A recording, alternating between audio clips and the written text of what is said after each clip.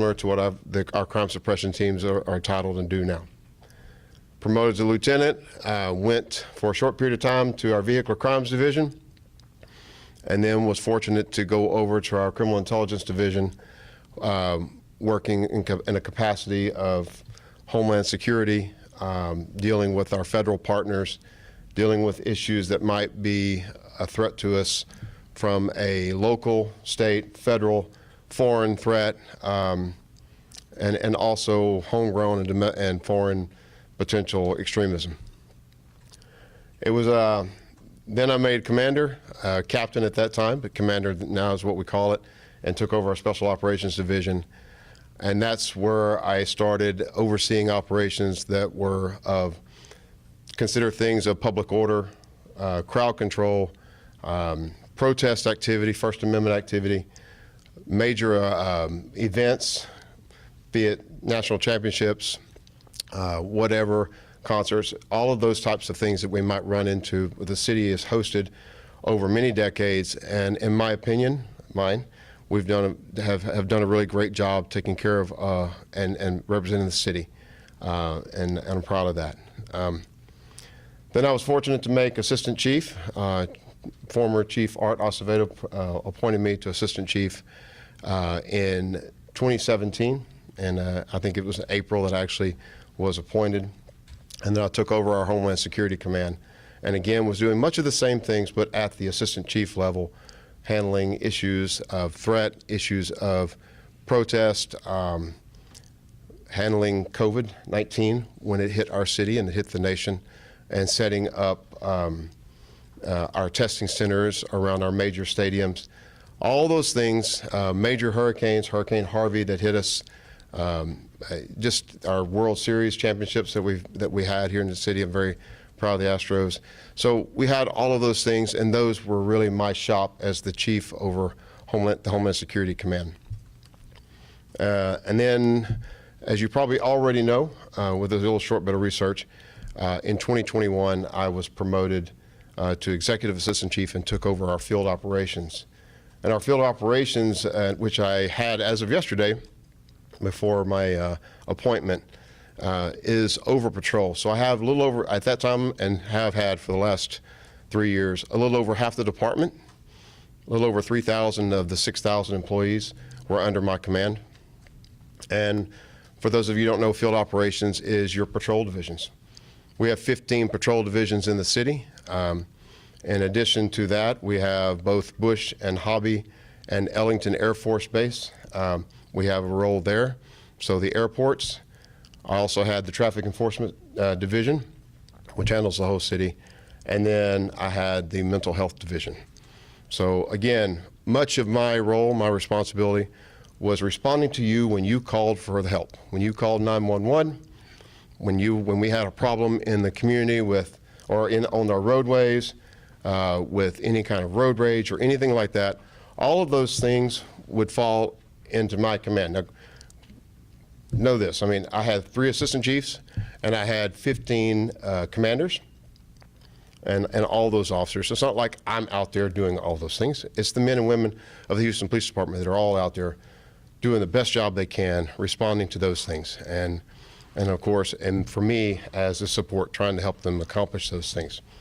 So that is kind of some of the things about me and what I've done in my career with the Houston Police Department. And I'll take questions on that later for you if you have any questions in that regard or anything else. A little bit about Chief Troy Fenner. I do want to acknowledge his service here. He did 34 years. Chief Fenner, Troy, to me, started the department, started the police academy a full 2 months ahead of me, or 8 weeks. We were in the academy together, and he also went out Southwest. So he did do everything he could, I think, to help. So I really want to acknowledge that and thank him, because he was the one that did promote me to executive assistant chief in 21. The Houston Police Department's mission hasn't changed. Regardless of who's sitting in the seat of the chief and making those decisions, our job is to protect the public.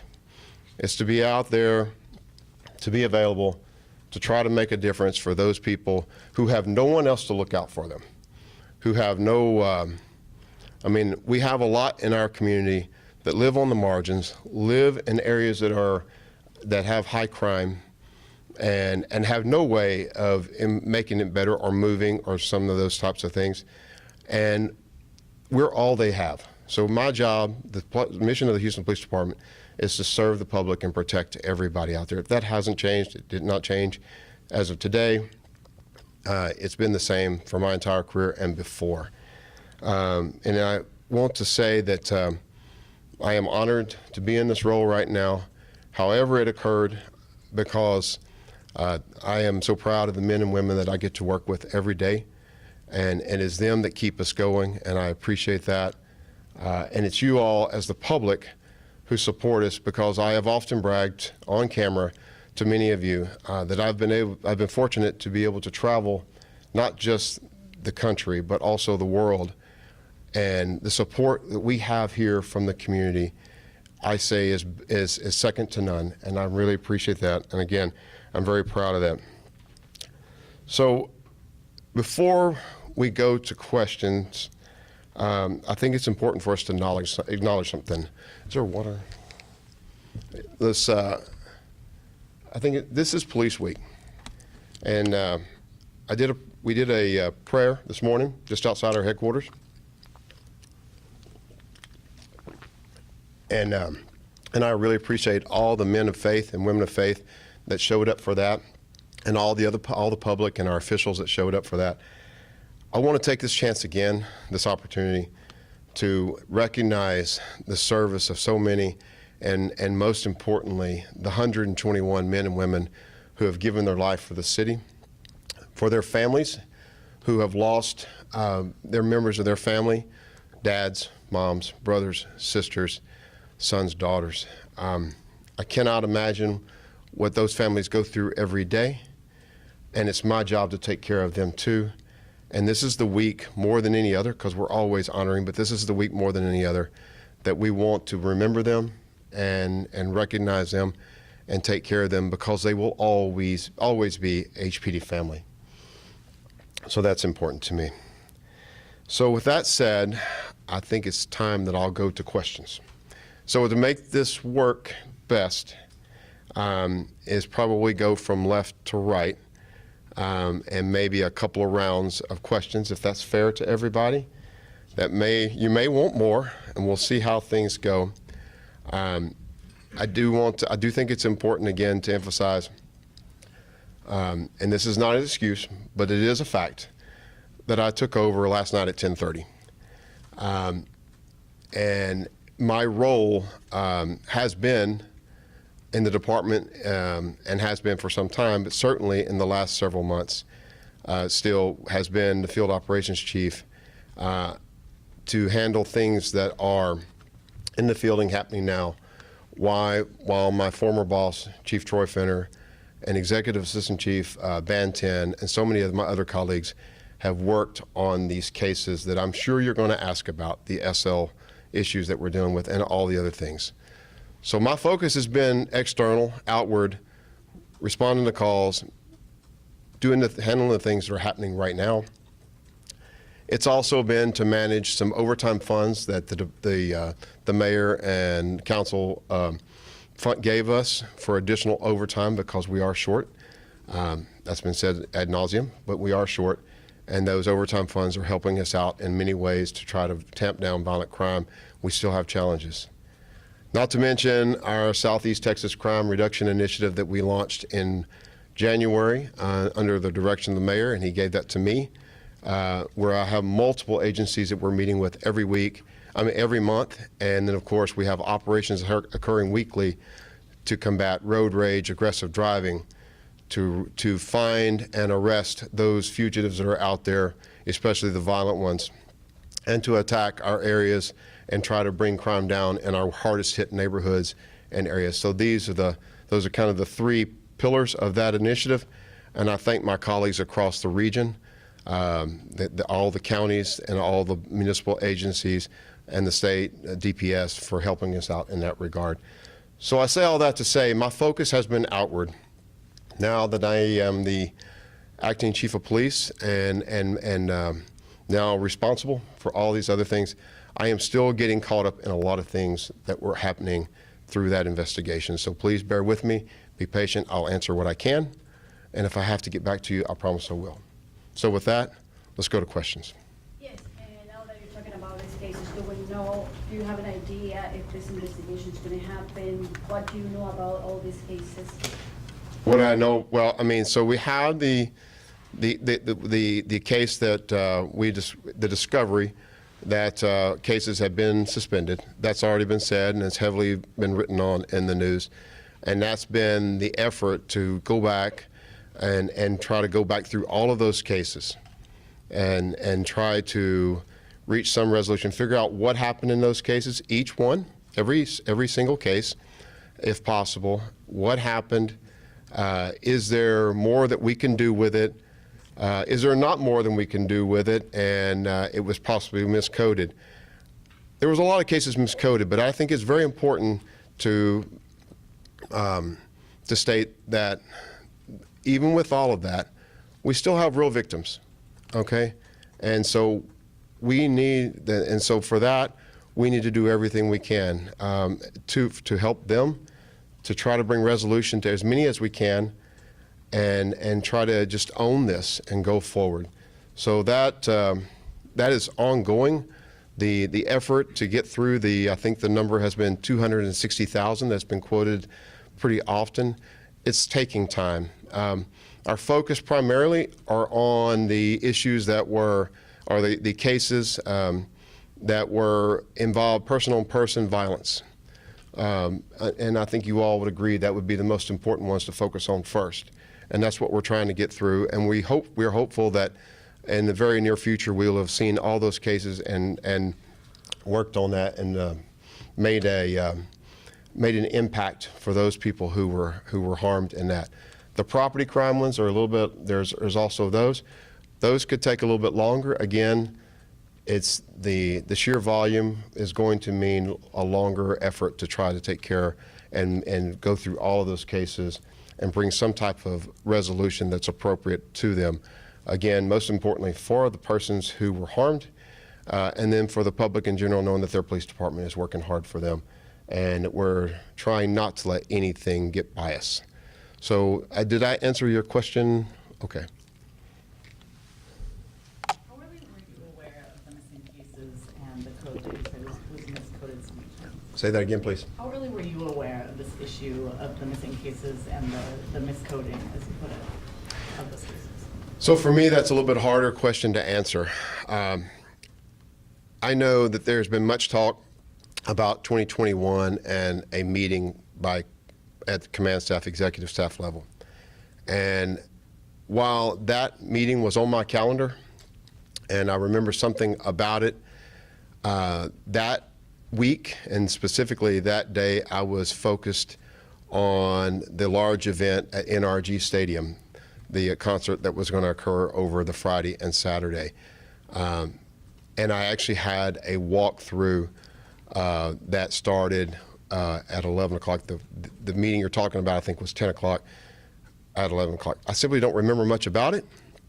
I remember something about it, and I know that doesn't sound great, but I remember something about it, but it wasn't my focus because as a field operations chief, and we're looking out really at operations and things that are happening in the moment, I wasn't as focused on that. Certainly, I believe it was on the agenda, and I remember something about it. I just don't remember enough about it, and that might be because I left that meeting very early to be at NRG for the walkthrough for that event, which was my focus at the time. Just so we don't have to go back to that, just to piggy off of that, what makes, we have Chief Finner saying the 2018 memo, he kind of said the same thing, that he had no recollection. Here you are standing here saying something very similar. Mm-hmm. What makes your position any different than Troy Finner's? I'm not sure that it does, in the sense that I can only tell you what I remember. And I've racked my brain on all of this and trying to remember if there's anything else. And I don't. It doesn't mean that something wasn't said. I just don't remember. It was over 2.5 years ago, and it wasn't normally what I would be focusing on in my role. It's a big department with so many responsibilities, and this is going to sound like an excuse, and I don't mean for it to do that. I really don't. But what I'm saying is that field operations, patrol, responding to calls, traffic enforcement division, road issues, mental health division, these are all things that are happening today. Right now, they're happening out there. And as of yesterday, those were my focus and my responsibility. Now my focus is on the whole department. But I just don't recall much more than I remember something about it, but nailing it down to a specific conversation on cases that were suspended due to lack of manpower, which is what we're talking about, I'm struggling to go there and remember all of that. So I don't really have a good answer for you. Wait, we're going to go back in line. So Juan. But can we stay on this line of questioning for a second? Can we? My guess is he's going to stay on that line. Well, I just want to make sure we don't misquote you here. Right. So I understand you weren't even at, or for that entire meeting on November 4th, 2021. But did you know about this code after that? Like, was this part of a discussion that you knew about happening at the department? The mayor, and I asked this because the mayor said this morning that as far as he knows, you didn't even have any recollection of the code. So we just want to see if well, that's my problem, and and all I can tell you is what I remember, and I don't remember those types of details. I remember it was on the agenda. Okay, so I see the agenda, and I can see that agenda for that day, that was on the agenda, which I think was something along staffing for Special Victims Division. And it seems like I remember something about it, but I just don't remember enough. I was just focused elsewhere. Is that my fault? Maybe so, but I'm just telling you what I remember and what I don't. And I think that's important. But Okay, no, prior to hold that on. meeting, you'd never heard of this code before? You never knew it was being used ever? I have no knowledge of knowing anything about that. I don't do investigations. I haven't done investigations since the early 90s when I might have done a couple of robbery investigations on that DTU that I discussed earlier as a part of my career. So ever since then, it's been other operations, other responsibilities, other missions. So I don't remember anything about that. I certainly do not remember ever personally suspending one or, for lack of manpower or anything like that. It doesn't sound right to me. And I just don't remember it though, and so that's where I have to stay because it's been years, and I simply don't. Okay, that's been asked and answered. We're going on back to Juan. I'm not quite sure you answered my question though, because you're talking about that specific meeting, but if you don't remember that, when is the first time that you? So it was very obvious that we had a problem, I think, going into the end of last year is where it really came to the forefront. And then, of course, then the investigations and trying to figure out what was going on and how things happened. Somewhere in that time frame is where it started to become more known to everybody. Okay, Juan. Chief, you said earlier that, through all this investigation, you've been focused more outward crime-fighting efforts. Yes, sir. The mayor earlier today talked about that this is all these issues and the recent revelations of the former chief Finner, that this has become a growing distraction for the department. It's been affecting efforts to fight crime. I wanted to get your perspective. Do you think that this has become a distraction within the department, that this is impacting crime-fighting efforts, which the mayor said should be the #1 focus of the department? I'll go backwards on that. It should be the #1 focus on the department, is fighting crime. So it's a challenge. We have fantastic men and women that are out there, and they're trying very hard to respond to calls, do investigations, and there's a lot of good work being done. But for me to stand here and tell you this hasn't impacted their morale, to say it hasn't impacted their efforts out there, because no one likes this, and everybody, we all take pride in our work, and this is hard.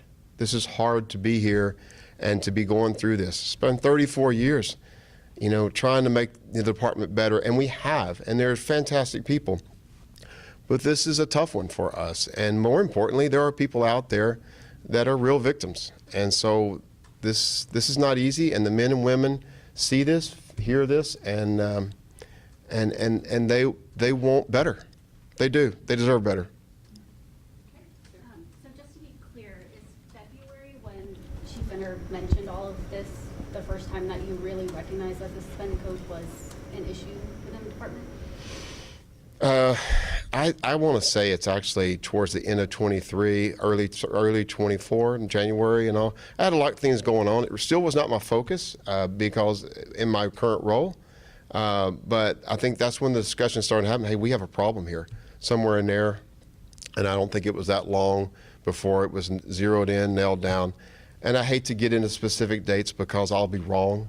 And so I don't have anything before me, but it's in the beginning of the year time frame, the end of last year, beginning of the year this year, that we really started looking hard at it. And I started really getting made fully aware of what's going on. And I still did not know the magnitude of it until later, until we really dug deep. I don't even know when the number of 260 was first said, but it seems like that was possibly days or weeks before we started digging in, and then we discovered everything. So it's, yeah, I mean, I know it's, you want me to nail down to a specific day. I don't have one for you, but it's in that time frame.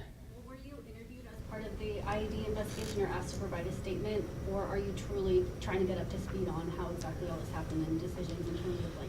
So I am truly trying to get up to speed on everything. You know, I'm not allowed, we're not supposed to talk about active investigations. I recently did, I was recently asked a question that I answered, and that's kind of where I have to stay. And that's, I mean, and I'm always going to be truthful with y'all. If I, you know, if I remember, I remember. If I don't, I don't. But in that regard, beyond that, I really can't talk about the IED investigation. But if you ask if I was asked, I was. Okay, Lilian, you've already asked one. Well, I'm going to ask Unless another y'all want question. to combine them together.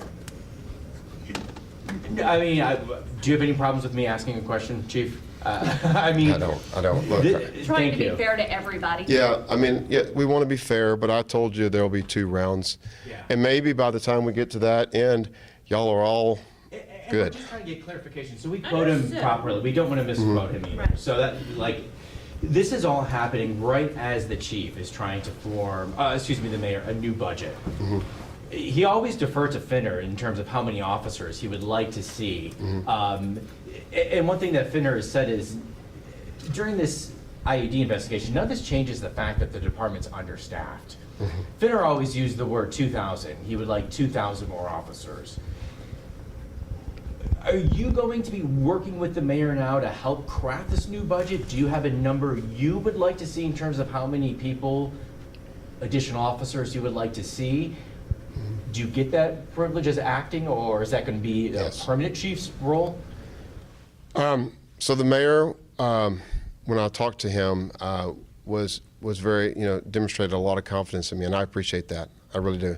I'm honored to be in this role for however long that is, but I am an acting chief, not the chief. I am the chief now, just to be clear. I'll make the decisions as the chief, but sometime in the future, the mayor may select somebody different, and we all understand that. So, yes. For now, he is asking me to be totally a part of everything because we still have a police department to run and we have a public to protect. That cannot stop, ever. People need our help. So yes, I will give him what I have based on my experience and what I think we need. I have also said many times 2,000, that number. I mean, we did a report years ago and the number was 1,400. I assure you the number's going up now. I would love to have 2,000 more officers today. I think there's so much more we could do for the public if we had them. It's going to take time. But that's your number 2, 2,000. I would I'm very comfortable with 2,000 right now. I don't want to sound greedy, but I'd take more if I could get them. I want to talk about the people that are at the center of this investigation, the victims. You just took on a massive role in a massive police department that has a big investigation going on right now. Yes. Talk a little bit about how you feel as you are wrapping your head around this big sudden change and how you feel like this investigation may or may not change now that you're taking on this role, and kind of talk to the victims a little bit about that. Let's start with the victims, okay? Because at the heart of this, they're the ones that matter the most. They're the ones we owe everything to. just like we owe everything to the public that needs our help, we owe it to the victims. So will the actual investigation change? I haven't looked at it close enough to give you a definitive answer on that. I think we have really great people that are working through all this. It is massive. I mean, 260,000 plus cases. It's massive because, again, that didn't stop everything that's still happening every day in the city of Houston. It's a big city, and a lot of things are happening, and we have a lot of bad actors out there that are doing bad things, and we need to bring them to justice too. So we have to do both. So it's massive. I have trust and faith in the team that's working on this. They're my colleagues, they're my friends, but certainly it's my responsibility now to look even deeper into it, and if there's a way I can help, if there's a better idea, and that is, I am open to everybody. I will always take advice because I don't have all the answers, but if there's something I have to offer, then you bet. As chief, it's my job now. So earlier today, the mayor said basically that it blew his mind that the SL code could have been used as many times as it was over so many years, and nobody blew the whistle, nobody came forward. Do you agree with that? Yeah, so we have always been challenged with personnel, and it's been reported often. These were things being brought to public years ago, so we've been short. But to do this with violent crimes is still hard for me to wrap my head around. I'll just tell you, be honest. So there's work to be done. I mean, because I think we have great men and women, and I think we just had so much going on, and this happened. And as an agency, it's not one of our high times. It's one of our low times. Abigail Dye, Fox 26. Do you want this position to be permanent? And if not, we know it's possible that it isn't, as acting, but do you want it to be permanent? And if not, what does the future hold for you? I want to serve the public. And I love this police department. I love the men and women on this police department. And I've been through good times and bad. Seen really awesome work and lives saved, and seen tragedy firsthand that I'll always have with me. But I still love this department. I love being a part of it. But that is for the mayor to decide whether it might someday, it might turn into being me on a full-time basis, or it might be somebody else. And I absolutely understand the situation that he is in making those decisions, because we've had this happen. And historically, if you look around the nation, when we have, when an agency goes through something like this, there's a strong desire to bring somebody in from the outside, quite honestly. Somebody that has that you're not asking, were you ever part of this? Because they couldn't be, they weren't even here. And I understand that too. My responsibility and my duty is to the citizens of Houston and these men and women here, so I will leave that to the mayor. Do you want to stay in this position, though? Is that your desire?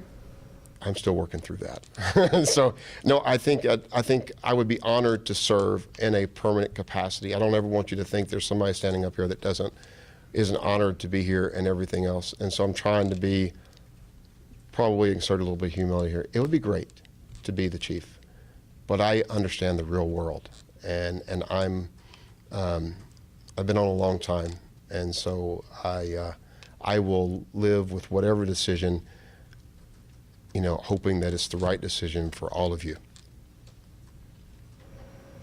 Do you think that Finner made the right decision stepping down and choosing to retire? I can't really speak for Chief Finner.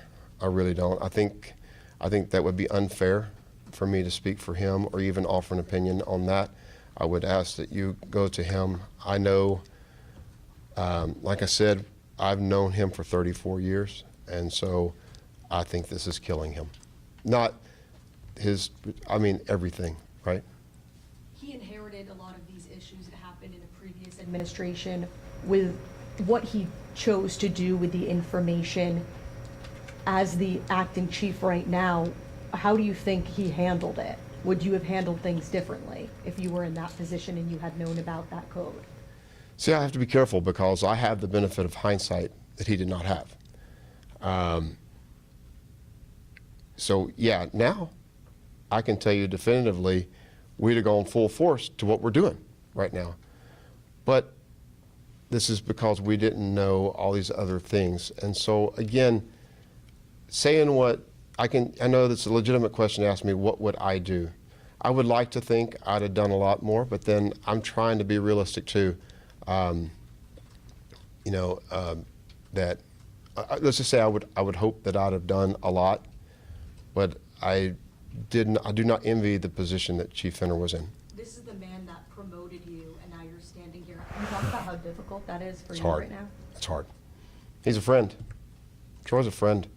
I don't mean to be disrespectful, but like I said, he's a friend, and so it is hard. It's hard in that regard. I didn't want to be standing here, certainly not under these circumstances. And I care about him, but I care about all the men and women of the police department because to be certain, there are other men and women in this department that are being impacted by this. And obviously there are investigations and everything and looking at this department wholly on that regard. But these are all people that I believe care very much for the public and have tried their best to take care of others. And so I do not sit in judgment of any of them. My job is to take care of them all, and also I will take care of Chief Fenner in every way possible. And my last question for you is, you spoke about obviously looking in hindsight, but moving forward, what would lead anyone to believe that things are going to operate differently now with you calling the shots and with all of these now cases, police reports that they're investigating? Why are things going to be different now with you in charge? I come from a very strong operational environment, and I think I have some ideas that I think will be very helpful, and I think they'll be much more effective. And it's not like we weren't talking about this in advance with the executive, with Chief Fenner, things that we wanted to do. It's a challenge because of our lack of people, but I think making some moves will hopefully bring a little bit more effectiveness, getting investigators a little bit closer to the fields. I'm a decentralized guy. I just tell you right now, my philosophy is more of a flat organization where I have as many officers and detectives out there in the field as possible, working with the patrol officers, working with everybody to get things done. It's going to be a challenge. It takes time, but I'm just telling you, and doing this job as long as I have some ideas that I think will work. That doesn't mean that Chief Fenner did not have good ideas. He had great ideas too. We all are working. I think I said earlier, I do not have all the answers, and I will listen. I will take advice, and reassess and reassess as often as possible to be effective. So I'd like to promise you that it's all going to be much better now. I'm going to do my best to make it better, and then we shall see. Chief, good afternoon. I know it's bittersweet for you to be in this position, so I also know that law enforcement strive for these type of positions, so congratulations. Thanks, sir. Housekeeping. Who replaces you? Still being worked out. And I have some ideas on that, but there are positions that have to be filled. Now I have the department. So my prior role as field operations executive assistant chief, somebody's going to have to occupy that because it's a monster. It's in and of itself. Things are happening every day. Last night we had an officer hit in the middle of an intersection, so I was at the medical center at 10:30, which I still will do. But those men and women out there, they need somebody that's focused solely on what they're doing to be as effective as possible. So I'm making this a little bit longer. I haven't finalized who that's going to be and what that's going to look like, and will it be in an acting or a permanent capacity, meaning an appointment. I have to get back to you on that. And I say housekeeping because I was just looking for a quick answer, Chief. Yeah, I'm sorry, and you got longer than you asked for. Sorry. Okay. Chandra Hatcher, Yes. we spoke to the mayor today. Mm-hmm. He said that one of the issues, a big issue that he had in the last few days was that letter that she submitted to get this investigation completely started. The mayor also said that he had issues with regards to this email from 2018 because of what was portrayed and what is reality. Considering what has taken place and the concerns that the mayor has and others about that letter submitted by Executive Assistant Chief Hatcher regarding a meeting that you were briefly at and then you left, but she was not there. But yet she put this in writing to get this investigation launched. I'd like your thoughts on those actions as chief. So I believe it's important to not make assumptions and not judge, and I think you would agree with me there.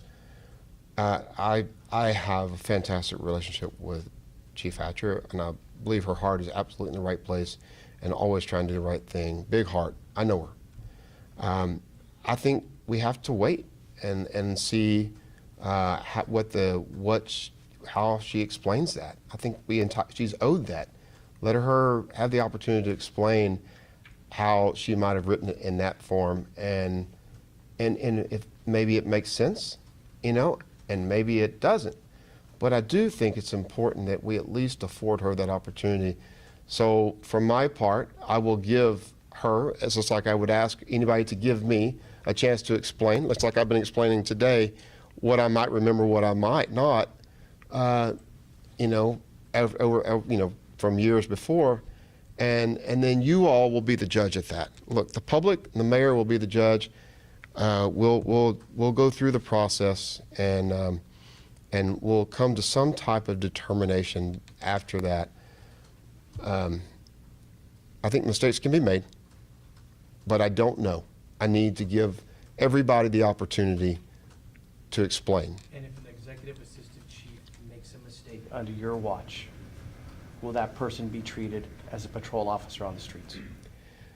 So here's the good news, Mario. I treat everybody the same.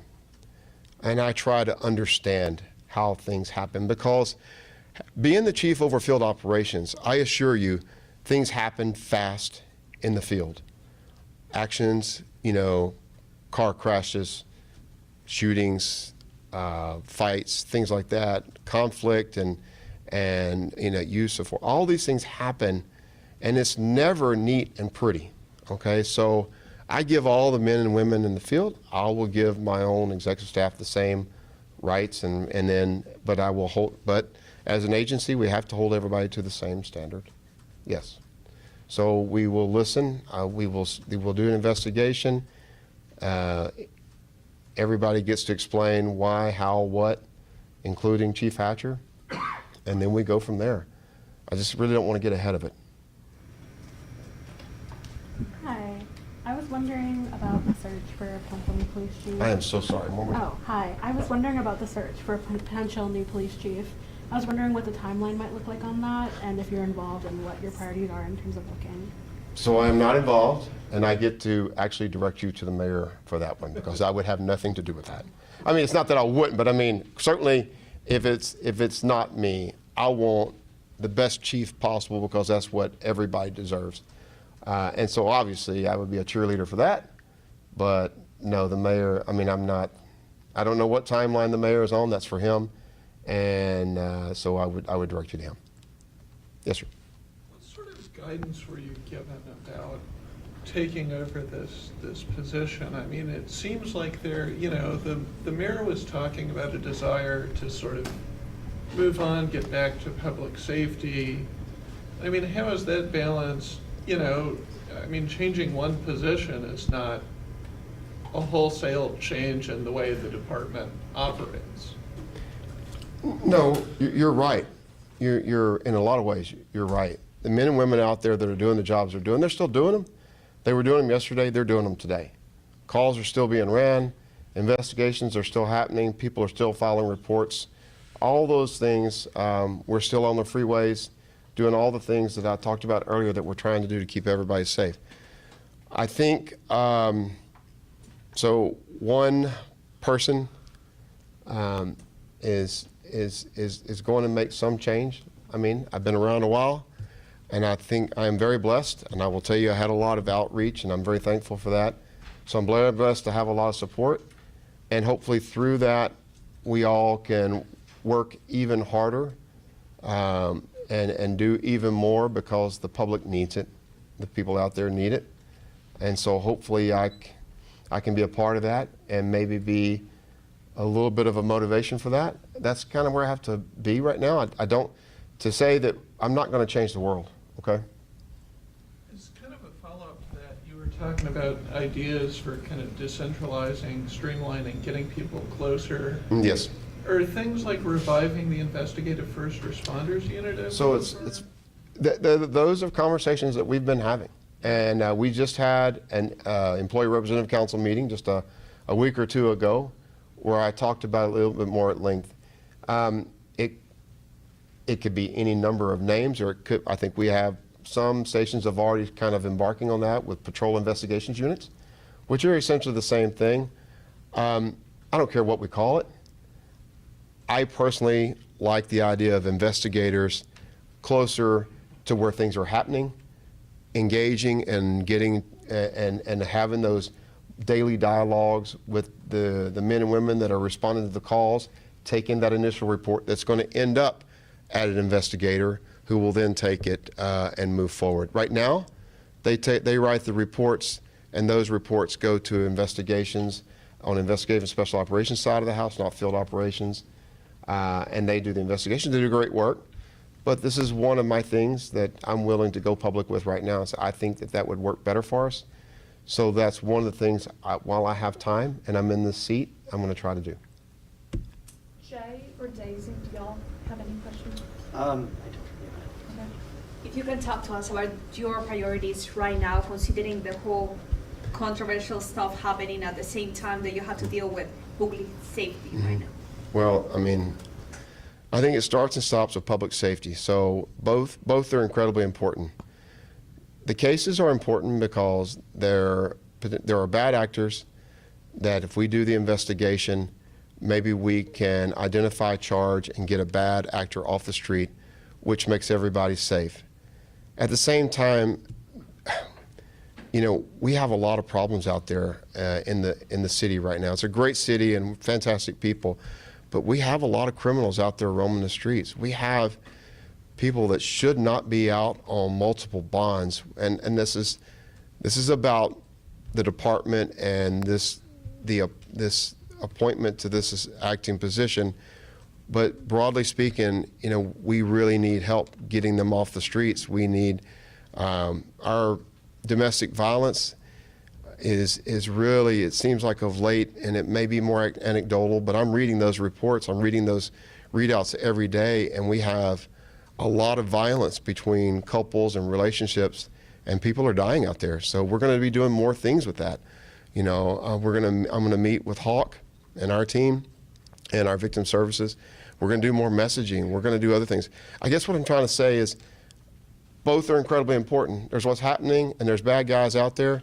And however we identify, and if they're guilty, or if we have the evidence that suggests we get a charge and detain and get them off the street, through what's happened broadly across the city, my priority is to protect the public. Violent crime has to lead the way, and then all the other things that, you know, other issues, because violent crime is huge, but we also have other problems that are affecting people's quality of life. The police department has to do lots of things because there are just a lot of needs. We can start back up, or if anybody has another round.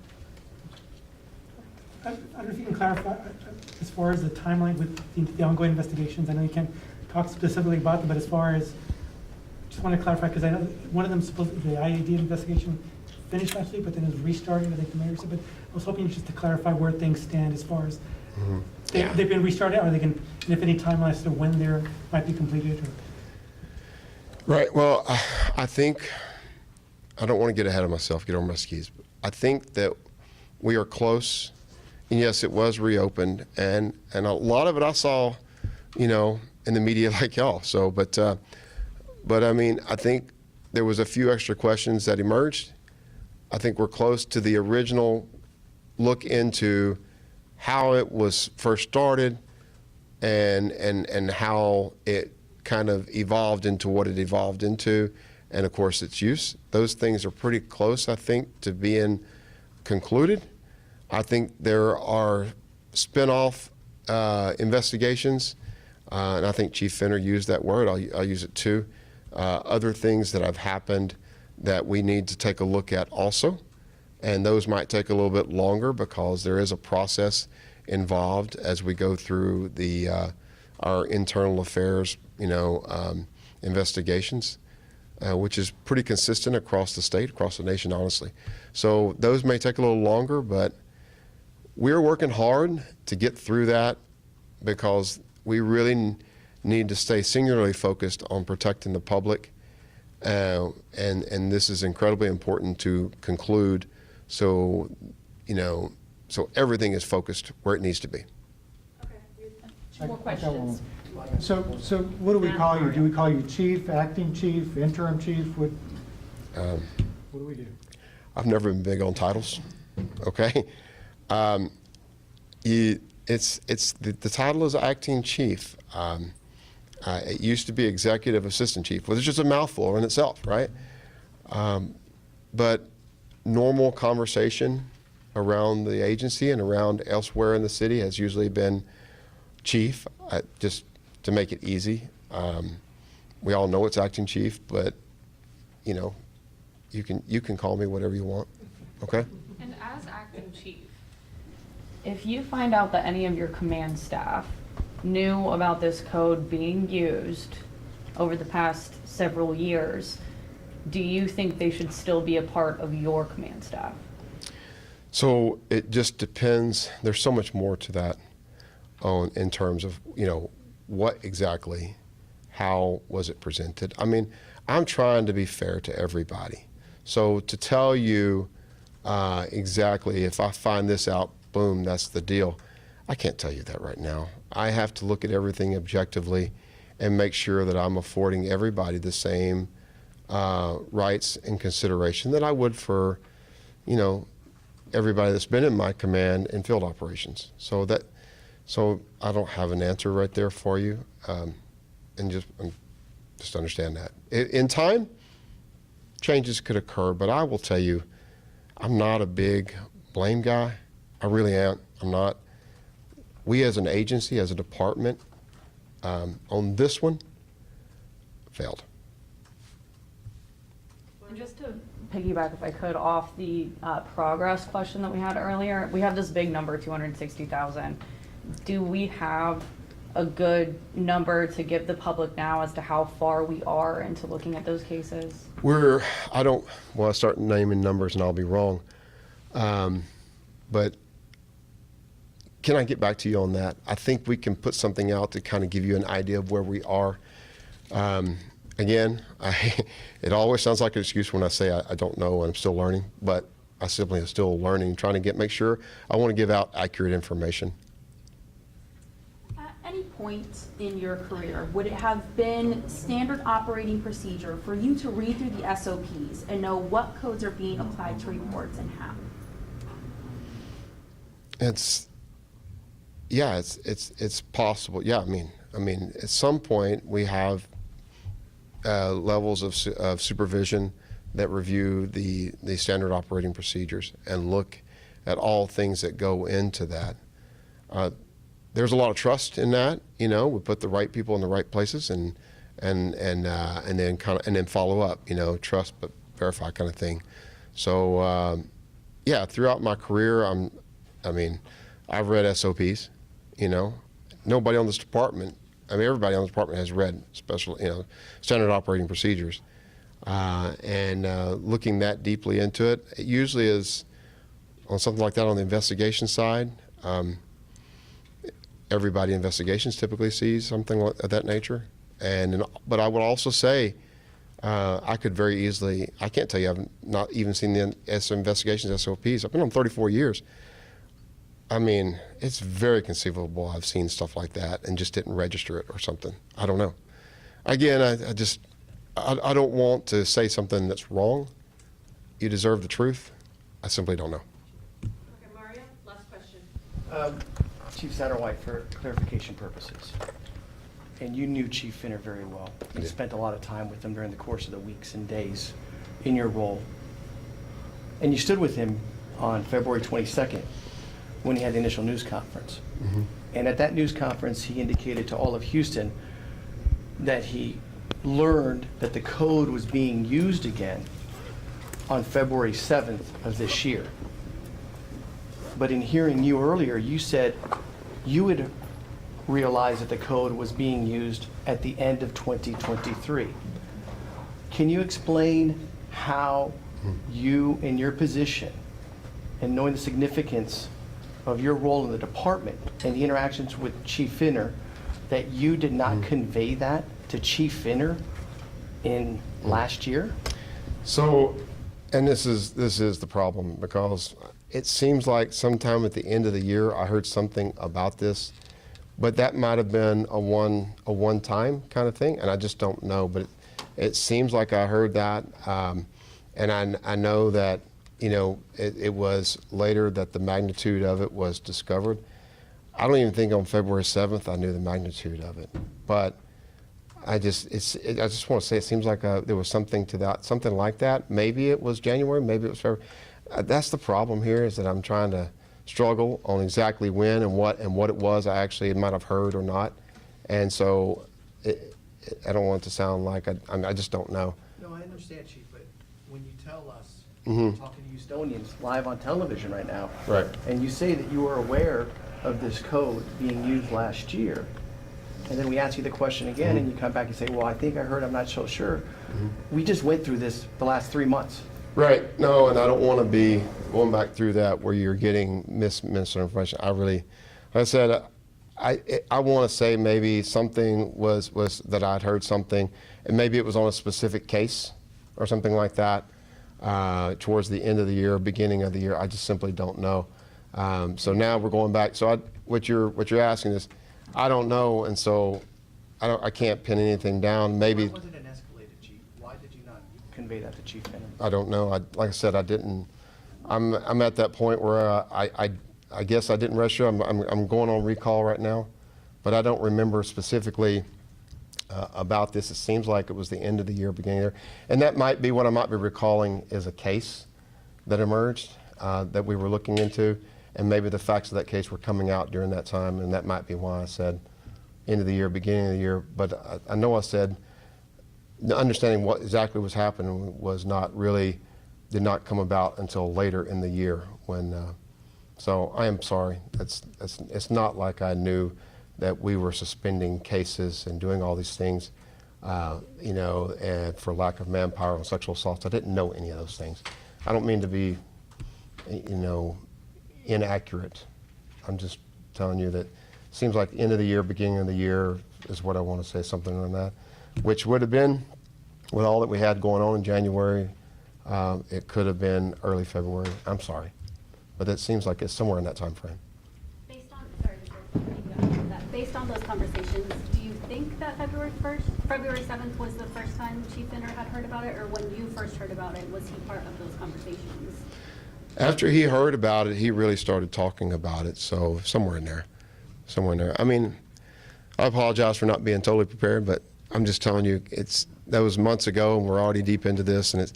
Like I said, I'm thinking about a case when I say I heard something about it, but I don't know for a fact, and I don't mean to be wrong on that. So please forgive. Thank you. Appreciate it, Chief.